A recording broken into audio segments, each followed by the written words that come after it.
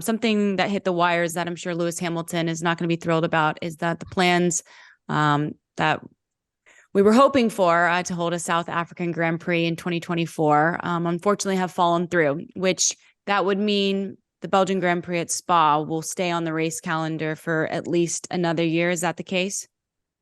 Yeah, that's right. And it's been a strange one, the Kyalami Grand Prix plan. So Kyalami used to host, I think it hosted about 21 races between the late 60s and early 90s.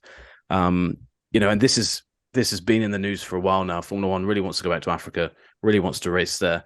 But it's been clear that Kyalami really hasn't had the money to really put this event on. If you want a long-term deal in Formula One has to do the due diligence of making sure you can put that on. But even despite that, there was such goodwill on both sides to get it done. I think that you could almost kick the can down the road. The promoters changed last year. So a company called 777 took over the race. They're Miami based. So what has actually done this race in isn't the funding. So I think that's an ongoing question.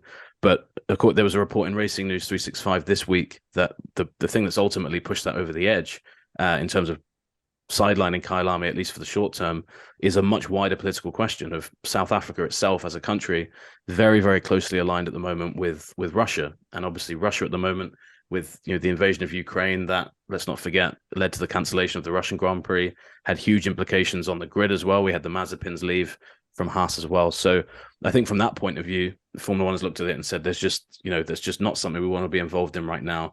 That on top of the money issues have meant that that's just for the time being is sidelined. It's really interesting as well because Lewis has been a huge advocate, as you say, Katie, for this race. He said before he retires, he wants to race in Africa. And this looked like the easiest option to get a race there. It's kind of a circuit that's like ready-made there, has the history. I think one thing that a lot of more kind of long-term fans hate is that a lot of these new races coming in don't have that history. Kyalami ticked that box of, it might be a new, quote unquote, new venue, but it does have some Formula One history to it. The good news, obviously, from that perspective is, like you say, Spa stays on for another year. It's really sad because Spa just seems to be a matter of when, not if, that race gets canned completely. I love Spa; it's one of my favorite circuits, but there's just never seems to be any desire from Formula One and Spa to kind of, for that to stay long term.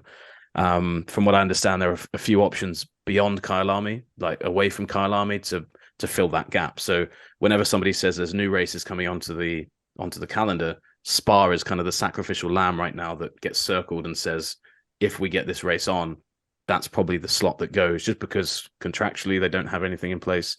And I think that for whatever reason, Spa has kind of had a weird relationship with F1, even under Bernie. There was in the 2000s, I forget which year it was, but they had at least 1 or 2 years where they didn't race. So long-term future for Spa, not great, but this at least means they've probably got an extension for next season.